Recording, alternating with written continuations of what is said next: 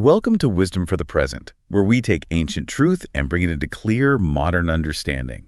This episode uses AI-generated narration based on human-researched and written material. So, we're really jumping into the deep end today, aren't we? Oh, absolutely. I want you, the listener, to just imagine something for a second. Imagine a pregnant woman, right? She's standing in this completely desolate landscape. Just, completely alone. Right, alone, and she's staring down a massive seven-headed red dragon. It sounds like a scene pulled straight out of like a high fantasy novel or some kind of cinematic fever dream. Yeah, it really does. It's very dramatic. It is. But what if I told you that this bizarre ancient image is actually, well, it's a masterclass blueprint for how to survive a toxic workplace or, how to navigate a deeply manipulative family dynamic. Which is such a wild pivot from how most people read it. Yeah, totally. Today, we are taking one of the most famously misunderstood texts in human history, which is the Book of Revelation, specifically chapters 12 through 18. And we were looking at it through a completely different lens for this deep dive. Right. And to do that effectively, we are pairing the text with the extensive historical commentaries of Albert Barnes and Matthew Henry. Which I feel like we should clarify right away why we're leaning on scholars from the 17th and 19th centuries, Yeah, we definitely should, because if you walk into a bookstore today, the religion or spirituality sections, they are just packed with these modern, highly sensationalized interpretations of Revelation. Oh yeah, like the ones trying to predict the literal end of the world. Exactly. Or, trying to match these ancient symbols to modern politicians, or arguing that, like, a new piece of technology is the apocalypse. But Barnes and Henry, they operated in a completely different paradigm. Right, they weren't doing that at all. No, they were rigorous historians, theologians, really, trying to understand the moral weight of the text. They looked at how ancient empires functioned structurally, and then they mapped those timeless mechanisms onto the institutions of their own eras. Which is great, because it helps us entirely bypass that modern trap of reading this as some spooky crystal ball prophecy. Right. Our mission for this deep dive today is not a spooky prophecy deciphering session. We are treating this source material like a treasure map for modern living. I love that analogy, a treasure map. Yeah, and I use the phrase treasure map intentionally because of, well, how a map works mechanically. A treasure map is often written in a visual code, right? So the local authorities or the guards won't understand it if they intercept it. Exactly, it's hidden in plain sight. Right. But if you hold the legend, if you understand the symbols, it points you directly past all the hidden hazards and towards something incredibly valuable. So we're looking for the practical wisdom, the moral insight, and the life application hidden beneath all this apocalyptic imagery. But, before we can decode that map, we really have to look at the ground the map was drawn on. We need to establish the human context first. Yeah, set the stage for us. So the author of this text, John, he's writing from the island of Patmos. And he is essentially a political prisoner, exiled from his home. Wow, okay. Yeah, and he's writing to a deeply marginalized, persecuted community of early believers. And they are living entirely under the shadow of the massive, coercive Roman Empire. Let's pause there for a second, because when we say the Roman Empire, I think most of us tend to think of, like, marble statues and gladiator movies. Right, the Hollywood version. Yeah, exactly. But what did it actually feel like for a normal person to live under that specific system of power? Well, honestly, it felt suffocating. Rome was a system that demanded absolute, totalizing allegiance. It wasn't enough to just pay your taxes and obey the traffic laws, so to speak. It went way deeper than that. It did. You were expected to participate in the imperial cult, which meant you had to physically go to a temple, burn incense to the emperor, and literally declare him a god. Wow. So it was a literal loyalty test. Exactly, it was a test. And if you refused, you weren't just seen as, like, a religious eccentric. You were viewed as an enemy of the state. You were a threat to the entire social order. Okay, so if you are John and you're sitting in exile and you want to write a letter to your vulnerable community, telling them that the Roman Empire is this corrupt, soul-crushing machine that will eventually destroy itself. You absolutely cannot send that through the imperial mail system in plain Greek. Right, you'd be executed for treason immediately. Instantly. And the letter would be burned before it ever reached its destination. So to survive, John uses this rich, coded, apocalyptic language. He uses these huge archetypes. Which makes total sense. It does. But, it is vital to note something specific about our source materials today. because Barnes and Henry, they were writing in the 17th and 19th centuries, so they historically viewed these symbols as direct references to either pagan Rome or, later, the papal power of the Catholic Church. Oh, right. Let's make sure we address that. Yes, we need to be incredibly clear with the listener on this point. We are entirely impartial here. We are not taking sides, nor are we endorsing these specific historical, anti-Catholic, or sectarian interpretations that Barnes and Henry present. Right, exactly. We are looking far beyond the specific political and religious conflicts of the 17th or 19th centuries. We aren't interested in condemning any modern denomination at all. No, not at all. What we are extracting from their extensive research are the underlying archetypes they highlight. Precisely. Because whether a corrupt system is a first-century military empire, a medieval institution, a modern multinational tech corporation, or even, a toxic grassroots political movement, the mechanics of absolute power remain identical. That is such a good point. The mechanics don't change. They don't. We are examining how systemic oppression operates, how coercion functions, and most importantly, how individuals can maintain their integrity when the world basically demands they sell out. Okay, so we begin our journey not with the human systems themselves, but with the root of the conflict. Before John describes empires and economies, chapter 12 takes us to the cosmic and internal struggles. Right, the real foundation of the conflict. Yeah. And we are introduced to this incredibly vivid vision. Like I mentioned earlier, a pregnant woman clothed with the sun, the moon under her feet, crying out in the pains of childbirth. And waiting right in front of her is that great red dragon. Right, with 7 heads and 10 horns, just waiting to devour her child the exact second it is born. And then a war breaks out in heaven, Michael versus the dragon, and the woman flees into the wilderness for 12,260 days. It is a staggering, overwhelming piece of imagery. I mean, it's intense. It is. And I have to admit, I get tripped up here sometimes. A pregnant woman and a 7-headed dragon. Like, why use this specific, borderline bizarre imagery to talk about the birth of a new movement or a spiritual truth? Yeah, it seems excessive at first glance. Right. Why not just say, starting new things is hard? Well, because saying starting new things is hard doesn't capture the active malice involved in human systems.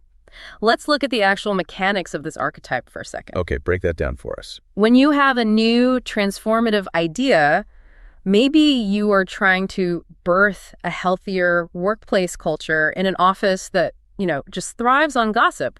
Or maybe you are finally setting a boundary in a family that has been enmeshed for 3 generations. Oh, that's a great example. Right. That new idea is incredibly vulnerable. It is in its absolute infancy. It is fragile, like a literal newborn. And the established predatory systems, which are represented by the dragon here, they do not want to debate that new idea in some rational marketplace of ideas. They want to destroy it. Exactly. They want to crush it before it can even draw its first breath, because its very existence threatens their power. Wow, okay. And Matthew Henry's commentary, he refers to this as the seed of the woman and the seed of the serpent, drawing on these ancient archetypes of good and evil. Yes, going all the way back to Genesis. Right. But what really strikes me is Albert Barnes's focus on the dragon representing malice, and specifically his use of the title the accuser. That title is so crucial. Barnes notes a specific detail from the text. The dragon's tail draws 1/3 of the stars down to Earth. Which means what exactly? Well, if stars represent leaders or, points of light in the darkness, it shows how corrupt power rarely acts alone. It drags down institutions and bystanders with it. Its power is highly infectious. That makes total sense. But let's focus on how the accuser functions mechanically. If we translate this to a 21st century reality for you listening right now, the dragon isn't some physical monster breathing fire. No, of course not. It is institutional inertia. It is the chorus of critics. It is the toxic manager who, the exact moment you try to introduce a new ethical standard for accounting, well, they immediately begin to accuse you. So how does that accusation usually sound in real life, like day to day? It sounds like character assassination rather than an actual debate on the merits. The accuser says things like, "Who do you think you are?" Or "You're just trying to make the rest of the team look bad." Oh, man, yeah, I've heard that. Or, "You've always been too sensitive. You don't have what it takes for this industry." The accuser attacks your identity and your fundamental right to even birth this new reality. They basically use gaslighting to make you question your own sanity for even trying to change the status quo. That is so insidious. But, the woman's response to this in the text is fascinating to me. She doesn't pull out a sword. No, she doesn't. She doesn't try to fight the dragon head-on in the moment. The text says she flees into the wilderness to a place prepared by God for her nourishment. And that is such a difficult concept for us today. We have a deep cultural allergy to the concept of the wilderness. Modern culture just hates obscurity. We really do. We want the spotlight. Always. Yeah. If we start a new movement or make a positive life change, like getting sober or leaving a bad relationship, we want the Instagram post. We want instant triumph and public validation. Yeah, we want to slay the dragon in the town square while everyone cheers and hands us an award. Exactly. But ancient wisdom synthesized through commentators like Henry suggests the exact opposite. Henry notes that her obscure state was her security. Obscurity as security. That's powerful. It is. Sometimes obscurity, being hidden, and intentional stepping away from the spotlight is the exact environment required for protection and growth. The wilderness isn't a punishment, it is a sanctuary. So how does this apply practically for the listener? Let's look at it. When you are birthing something fragile and new in your life, a new boundary with an abusive parent, for example, you don't need a public battle. Yeah. You don't need to explain yourself to the entire extended family on Facebook. You need the quiet wilderness to nourish that new boundary until it is strong enough to survive on its own. You need a small support group, maybe a therapist, just a quiet space away from the noise. You don't have to win the argument with the toxic system right away. You just have to protect the new life you're trying to build. Precisely. But the text does eventually give us a strategy for overcoming this accuser, right? Okay. Revelation 12:1-11 says they overcame the dragon by the blood of the Lamb and by the word of their testimony. Yes. Taking that out of strictly theological terms and looking at the practical application, the word of their testimony. It basically means speaking your lived truth. And this brings up a really critical point about conflict resolution. When you are facing workplace gaslighting or intense social pressure from a friend group to conform to something you know is wrong, what's your instinct? Usually my instinct is to argue logic. Right. You bring data, you build a PowerPoint, or you try to attack the character of the system in return. Yeah, you get defensive. But logic can be debated. Data can be twisted by a skilled accuser. The ultimate weapon against an accuser is simply stating your authentic experience. Like saying, this is what I experienced, this is how I was treated, this is where I stand. You aren't trying to debate their reality, you're just testifying to yours. Exactly. A genuine lived testimony is almost impossible for an accuser to dismantle mechanically because it isn't a theory. It is a fact of your existence. Right. When you spoke to me in that meeting, I felt completely demeaned. Well, the accuser can say you shouldn't feel that way, but they cannot say you didn't feel that way. Your testimony anchors you in reality. That's a profound way to handle conflict. Yeah. But, if stating your lived truth is so powerful, why doesn't it just immediately defeat the corrupt system? Like, why doesn't the story end right there in chapter 12? Because oppressive systems adapt. They're smart. They realize they cannot fight undeniable truth directly, and they realize they cannot always destroy the woman while she is protected in the wilderness. So they pivot. They pivot. The dragon changes tactics. He creates a facade. He decides to build human sisters to do his dirty work on a structural level. And that mechanism is exactly what we see in chapter 13. Okay, so we move from abstract cosmic malice to the actual architecture of coercion. Yes, we see how corrupt power actually functions in human society on a daily basis. Right, and the text introduces two beasts here. The first beast rises from the sea. It has 7 heads, 10 horns. It is this terrifying composite of a leopard, a bear, and a lion. Which represents brute force, secular and political power. And it demands worship through raw intimidation. But notably, it has a fatal wound that somehow heals, causing the whole world to marvel at its resilience. Yeah, and that detail about the fatal wound healing is a really profound observation on the nature of corrupt institutions. Think about the mechanics of brute force systems for a second. Okay. You see a corrupt politician get caught in a massive scandal, or an unethical company face a catastrophic lawsuit that seems like it will absolutely bankrupt them. Right, and the public thinks the beast is finally dead. Like, there's no coming back from that. But somehow, through loopholes, wealth, or just sheer audacity, the system rebrands, recovers, and comes back stronger than ever. The world marvels at it. And that marveling often turns into a cynical kind of worship. People just start to believe that corruption is inevitable, right? Like, it's invincible. Exactly. They give up trying to fight it. But brute force alone is inherently unstable. People naturally rebel against a lion or a bear when it constantly threatens to eat them. Yet you can't maintain an empire purely on fear forever without constant exhausting uprisings. Which is exactly why the text introduces the second beast. Okay, yes, this one rises from the earth. And the description here is completely chilling. The text says it has 2 horns like a lamb, but it speaks like a dragon. It's such a brilliant image. I am stuck on the second beast, though. It has horns like a lamb, but it speaks like a dragon. That feels like a massive contradiction. I mean, if you are a terrifying, oppressive empire, why on earth would you try to dress up as a lamb? What's the strategic value there? To understand that, we have to look at how modern public relations and ideological control function. Albert Barnes analyzes the symbiosis between these two beasts in a way that just illuminates this perfectly. What does he say?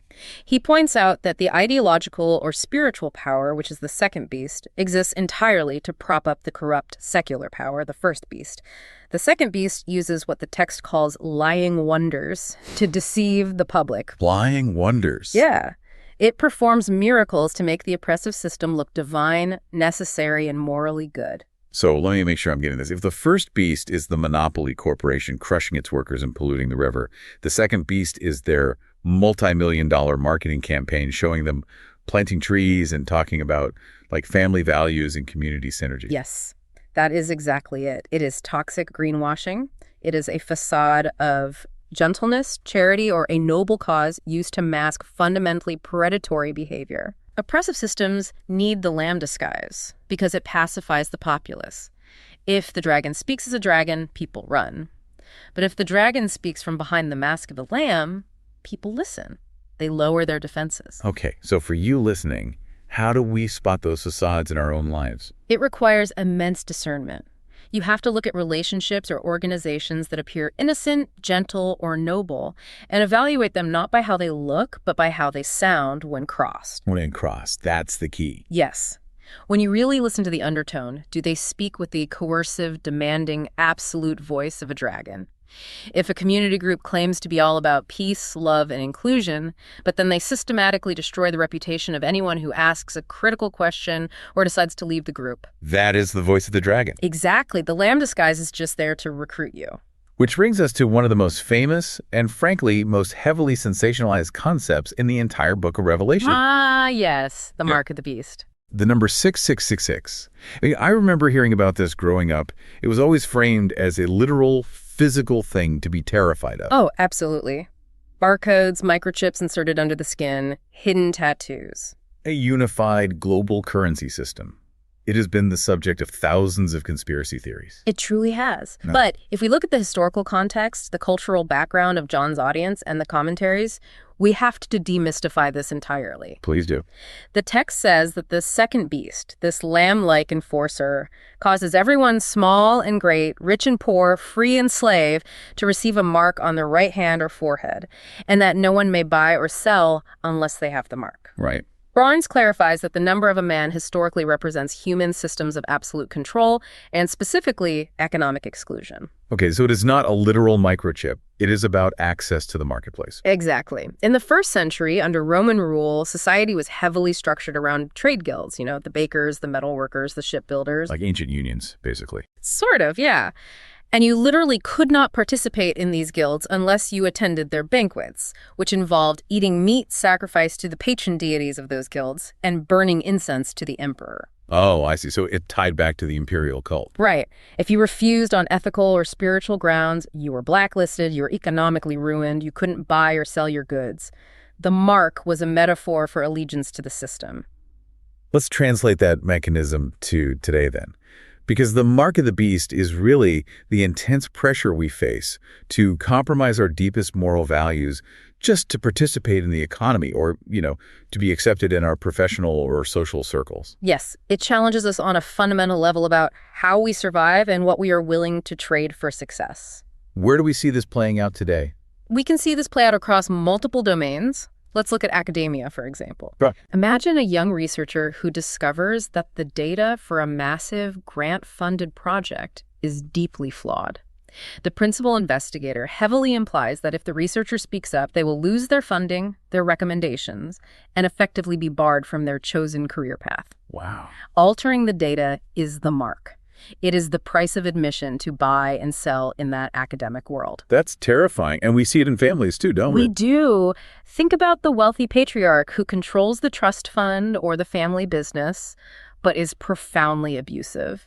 The unspoken rule is that you must nod along, laugh at his cruel jokes, and never ever challenge his behavior. Because if you do, you're cut out of the will and ostracized from family gatherings. Yeah. Conformity is the mark required to stay in the inner circle. Exactly. And of course, we see it all the time in the corporate world. Are you asked to participate in unethical business practices, fudging the quarterly numbers, exploiting a legal but immoral loophole, lying to a vulnerable client just to hit your quota and keep your job? The second beast asks a very specific question. What is the price of admission to your chosen definition of success? So a practical reflection for you, the listener, right now. Where in your life are you being pressured to accept a mark of conformity against your conscience just to fit in? It's a hard question to answer, honestly. It is. Maybe it's pushing a product you know is structurally flawed because you really need the commission.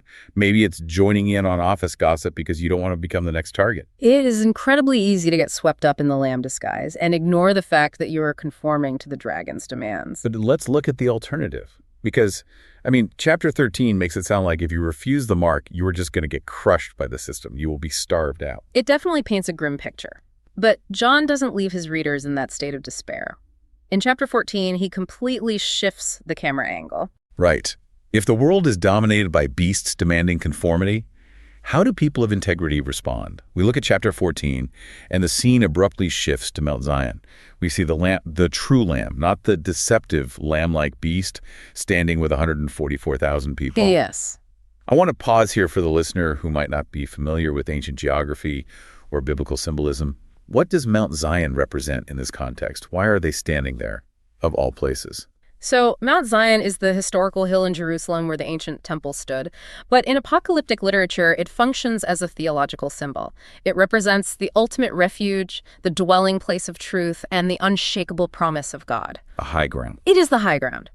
When the world below is chaotic and ruled by beasts from the sea and the earth, standing on Mount Zion means you have found a place of spiritual stability that the empire literally cannot touch. And what about the 144,000? I know people get really hung up on that exact number. I've heard groups claim it's a literal cap on who gets saved, like some highly exclusive VIP club. Yeah, that is a major stumbling block for modern readers who insist on reading apocalyptic literature like it's a math textbook. Right. In Jewish apocalyptic literature, numbers are almost always symbolic. 12 is the number of the tribes of Israel, representing the people of God. 12 times 12 is 144. And then multiplied by 1,000, which is a number representing immense, uncountable magnitude. So it's not a head count? No. As commentators note, it is a symbolic number of totality and ultimate spiritual security. It means not a single person of integrity is lost, misplaced, or forgotten by God. The system may exclude them from the marketplace down below, but they are fully counted and secure on Mount Zion. That reframes it beautifully. It's not a capped guest list. It's a symbol of complete preservation. Exactly. But what really stands out to me in this section is the description of these people. They have the Father's name on their foreheads, which is this direct, intentional contrast to having the mark of the beast on the forehead. A clear visual distinction. Right. And they are singing a new song. But the most striking defining phrase is this. In their mouth was found no guile. No guile. No deceit. Think about that. In a world run by a beast that survives entirely on PR spin, greenwashing, corporate jargon, and lying wonders, the ultimate act of rebellion isn't violence. No. The ultimate act of rebellion is absolute, transparent honesty. Matthew Henry points out that these individuals kept themselves clean from the abominations of their generation, and we need to look closely at the mechanics of guile in modern life. Because our 21st century reality is absolutely dominated by it. Oh, completely. It's dominated by curated social media personas. It is dominated by corporate spin, by the fake it till you make it mentality, by carefully managed personal brands. We are practically trained from a young age to have guile. We really are. We are taught that having a little bit of guile is just, good networking or being strategic. It's padding your resume just a little bit. It's flattering a manager you secretly despise. Or it's posting a photo of a perfectly clean living room on Instagram when the rest of the house is a complete disaster area, just to manage how people perceive you. Yes. To live without guile today is a radical, profoundly countercultural challenge. It really is. It means aligning your internal reality with your external presentation. It means when you say yes, you actually mean it, and when you say no, you mean it, without passive aggression. You don't flatter the boss just to get ahead. You don't curate a fake life online to make your peers jealous. You simply exist in the truth. And when a group of people commits to living without guile, the lamb-like beast loses all its power over them. Why is that? Because its entire empire is built on the assumption that everyone is willing to lie just a little bit to get ahead. If you refuse to lie, the system has no leverage over you. That is incredibly difficult to practice, though. Yeah. But there is a profound promise attached to this way of living in the text. It says, "Blessed are the dead who die in the Lord. They rest from their labors, and their works do follow them." Their works do follow them. This addresses one of the deepest psychological wounds of modern life, which is existential dread. Oh, definitely. In our modern hustle culture, we often feel like our daily grind is just completely meaningless. We feel like if we aren't building an empire, if we aren't accumulating massive wealth, or if we don't have 1 million followers, our lives don't matter. We fear that when we die, our efforts will just vanish, like we were never even here. But this text suggests something incredibly beautiful to counteract that dread. It suggests that our acts of integrity, however small, however obscure, they have an eternal resonance. They aren't lost. They literally follow us. So your refusal to lie on that quarterly report, even though no one noticed, your quiet act of generosity to a neighbor that you never posted about, your insistence on living without guile in a cynical office. Those works endure long after the beast systems have rusted and collapsed. That is so encouraging. So a practical how-to for you listening based on this chapter. Try a guile audit. A guile audit, I like that. Yeah. Spend one day tomorrow, or even just the rest of today, just noticing your own relationship with the truth. Notice every single time you slightly exaggerate a story to make yourself look more impressive at a dinner party. Notice when you spin the truth to avoid an uncomfortable conversation with a partner. Notice when you wear a mask to appease someone. Right. And don't beat yourself up about it. Just observe the mechanics of your own guile. And then practice radical, compassionate honesty. Let one day of living without spin be your personal rebellion against a corrupt system. That is a brilliant practice, because if living without guile is how we resist the system internally, chapters 15 and 16 show us exactly why these corrupt systems cannot be sustained externally. Right. This is where things shift. We see what happens when the universe finally pushes back against systemic injustice. And this is where the text gets very intense. Extremely intense. We have 7 angels holding the 7 bowls of wrath. They pour them out, and plagues strike the earth, the sea, the rivers, the sun. We see the drying up of the great river Euphrates. And there is this recurring, haunting phrase. People are scorched. They're in agony from the plagues, but they blaspheme God, and they stubbornly refuse to repent. It's a lot to take in, and we have to address the elephant in the room regarding how modern readers react to this kind of imagery. I was just going to bring that up because modern listeners, understandably, usually hate this kind of wrath and punishment imagery. It feels harsh. It feels vindictive. It is. To a lot of people, it sounds like an angry, petty deity throwing a tantrum from the clouds because people didn't follow the rules. It feels completely disconnected from any concept of love or justice. And that is a very common but ultimately flawed reading of the text. We have to completely reframe how we understand wrath in this apocalyptic context. How do Barnes and Henry view it?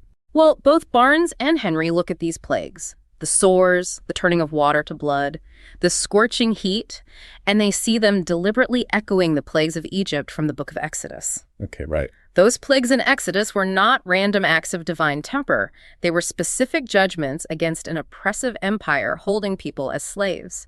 Wrath, in this sense, is the moral arc of the universe bending toward justice. Walk me through the mechanics of that. How does wrath function as causality rather than a tantrum? Think of it as the inevitable breakdown of a structure built on a faulty foundation. If a society builds its entire economy on exploitation, on unchecked greed, and on the destruction of the natural environment, the sea, the rivers, the earth, there will inevitably be a collapse. It's just a matter of time. Yes. The plagues symbolize the natural, unavoidable consequence of a system that violates the foundational laws of justice and reality. When an economic bubble built entirely on fraudulent subprime mortgages bursts and the perpetrators lose their fortunes, that is a form of apocalyptic wrath. It is the truth of reality violently asserting itself against a lie. Exactly. Reality will not tolerate a lie forever. That makes so much sense. It's not lightning bolts from the sky. It's the bridge collapsing because some engineers used cheap, corrupt materials and ignored the laws of physics. That's a perfect analogy. But to me, the most terrifying part of Chapter 16 isn't the environmental collapse or the fire. It is the human psychology involved. You are referring to the hardened heart. Yes, verse after verse says they gnawed their tongues in pain from the sores, but they did not repent of their deeds. It's chilling. When faced with the disastrous, painful consequences of their own toxic systems, they don't change. They double down. They would literally rather watch their world burn to the ground than admit they were wrong. What's fascinating here is how perfectly this ancient text describes human psychology. Mechanically, this is deeply related to the sunk cost fallacy and intense cognitive dissonance. Break down how cognitive dissonance actually traps a person in real time in this kind of scenario. Here is how it works mechanically. When you invest 10 years of your life, your entire identity, your reputation, and your wealth into a beast system, let's say an incredibly toxic corporate culture or a high-control religious group. Right. Admitting that the system is evil means admitting you wasted a decade of your life serving a lie. It means admitting you were fooled. The human ego often cannot handle that level of psychological death. It's too painful. Way too painful. So, to protect the ego, your brain literally rewires your perception to defend the corrupt system. Even as the company goes bankrupt, even as you suffer the stress and the plagues of your own making, your cognitive dissonance forces you to blame everyone else. You blame the media, you blame the whistleblowers, you curse the truth. You blaspheme rather than embrace reality. We see this constantly today. We see it in politics, where partisans will defend utterly indefensible behavior from their leaders rather than admit their faction is corrupt. Constantly. We see it in business, where a CEO will drive a company straight into bankruptcy rather than pivot from a failed strategy they personally championed. And we see it in our personal lives, too. Oh, for sure. How many times have you been in a heated argument with a partner or a friend, and halfway through you realize, with just sinking dread, that you were completely in the wrong? Oh, the worst feeling. You misread the email or you misremembered the event. Right. But instead of stopping, apologizing, and letting it go, your ego takes over. You get louder. You get angrier.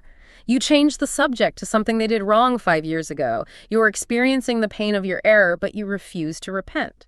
So the reflection for you, the listener, here is vital. When you experience pain, failure, or the collapse of a project or relationship, what is your first instinct? Is your instinct to blame the universe, to get bitter, to blaspheme the people around you? Or is your instinct to look inward, acknowledge your part in the collapse, and pivot? Because that is what repentance literally means in the ancient Greek, right? Yes, metanoia. It means a changing of the mind, a change of direction. True wisdom is allowing consequence to be a teacher, not a reason to harden your heart. Because if you refuse to learn from the consequence, you end up sharing the exact fate of the system itself. And that brings us to the grand finale of this section, chapters 17 and 18, the unmasking and inevitable collapse of Babylon. This is where it all comes to a head. If the beast is the political and military machinery, Babylon is the capital of the corrupt system. The plagues culminate here. And John uses a new, stunning archetype to describe it. The great harlot. Yes, named Babylon, dressed in purple, scarlet, gold, and pearls. She holds a golden cup full of abominations. She rides the very beast we saw earlier in chapter 13. But there is a shocking twist in the narrative here. The beast she rides eventually turns on her, hates her, eats her flesh, and burns her with fire. It is a vivid depiction of how evil consumes itself. It's like watching two toxic people in a codependent relationship or two corrupt corporations in a massive hostile merger. Eventually, the evil turns on itself. The system cannibalizes itself. That is the ultimate historical fate of all systems built entirely on power and exploitation. They possess no internal loyalty. But before she falls, the text goes to great lengths to show us why she was so hard to resist in the first place. She is incredibly beautiful. She is dripping in wealth. She is intoxicating. Which is exactly why the angel cries out, "Come out of her, my people," because it is so easy, so comfortable to stay inside. If we connect Babylon to broader human traditions, it is the timeless archetype of the Vanity Fair. It is the powerful illusion that material excess, luxury, and status can somehow satisfy the human soul. You find the same profound warning in Buddhist concepts of attachment, right? Yeah. Where clinging to transient material things leads to suffering. Yes, exactly. Or in the Greek concept of hubris, Matthew Henry notes that Babylon seduced the world with the wine of her fornication, meaning she offered sensual, worldly pleasures, comfort, and luxury to basically blind people to her underlying cruelty. And Chapter 18 gives this incredibly detailed, almost exhausting inventory of her wealth. It lists the merchants of the earth weeping over the loss of their cargo when she falls. It lists gold, silver, jewels, fine linen, silk, citron wood, ivory, cinnamon, spice, incense, wine, oil, fine flour, wheat, cattle, sheep, horses, and chariots. I mean, it reads like a luxury shopping list for the ancient 1%. But then it ends with an absolute gut punch. The very last items on the list of commodities she traded in are slaves and the souls of men. That is arguably one of the most chilling phrases in all of ancient literature. It really is. The towering wealth of Babylon, her silk and her ivory, is fundamentally built on the commodification of human beings. The commentators stress this point heavily. Toxic, unchecked empires view human life merely as a resource to be extracted, used up, and discarded in the pursuit of profit. And this isn't just ancient history about Roman slave markets. This translates directly and uncomfortably to today. It challenges us to look at our own supply chains. Are the cheap electronics we buy every year, or the fast fashion we wear once and throw away, built on the unseen exploitation of workers across the globe? Like the cobalt in our phones, right? Are we participating in a system that trades in the bodies and souls of men just so we can have our modern equivalents of cinnamon and ivory, our cheap conveniences and luxuries? It's a heavy question, and it also applies to our own self-exploitation and our work-life balance. We can commodify our own souls. How so? Well, are you selling your soul to a corporate Babylon? Are you sacrificing your physical health, your relationships with your family, and your fundamental integrity just to acquire the purple and gold? Or, are you subjecting yourself to algorithmic exhaustion, constantly producing content for a system that views you only as a data point until your soul feels entirely depleted? This requires real, sobering discernment, because notice what happens when Babylon actually falls in the text. The kings of the earth and the merchants who got incredibly rich off her, they weep and lament. But look closely at their physical location in the text. They do not run into the burning city to save her. Revelation 18 says they stand afar off for fear of her torment. Oh, wow, they stand afar off. That is the ultimate proof of the system's emptiness. They don't actually love her. They only loved what they could extract from her. Toxic systems and the people who run them offer no true loyalty. So when the company goes under, or when the toxic, abusive leader is finally exposed and brought down, all the cronies and enablers who benefited from the corruption immediately scatter. They stand afar off. They grieve for the loss of their profit margins, their status, and their access, not for the entity itself. The moment you are no longer useful to Babylon, Babylon will abandon you. So the practice for you this week is based on that urgent angelic command. Yeah. Come out of her, my people. Identify one area of your life where you are entangled with a Babylon. Maybe it's a toxic workplace that pays incredibly well but demands your soul and ruins your mental health. Maybe it's an unethical consumer habit you've been conveniently ignoring because it's just so cheap and easy. Maybe it's a social circle that is incredibly glamorous and exclusive, but fundamentally cruel to anyone on the outside. Take one concrete step to detach yourself from it this week. Set a boundary. Cancel a subscription. Update your resume. Step away so that you do not, as the text warns, share in her plagues. That is the essence of ancient wisdom applied to modern life. Knowing when to walk away from the glittering illusion before it collapses.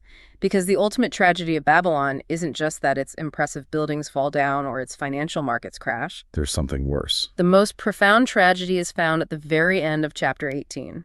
It leaves us with a haunting, poetic image of what is truly lost when a life or a society is built entirely on power, coercion, and materialism. What does the text say is lost? It says, "The light of a lamp shall shine no more in you, and the voice of bridegroom and bride shall be heard no more in you." Wow. That is devastatingly quiet. The ultimate tragedy isn't the loss of the gold, the silver, or the ivory. It is that a system built on exploitation permanently extinguishes its capacity for simple, ordinary joys. The light of a lamp in a cozy room at night. The sound of a wedding celebration in the street. Love, connection, rest. Basic humanity. When you sell your soul to the empire, to the endless hustle, to the relentless acquisition of more, you eventually lose the ability to hear the music of ordinary life. The capacity for joy is burned away. Exactly. So the final question to ponder is this.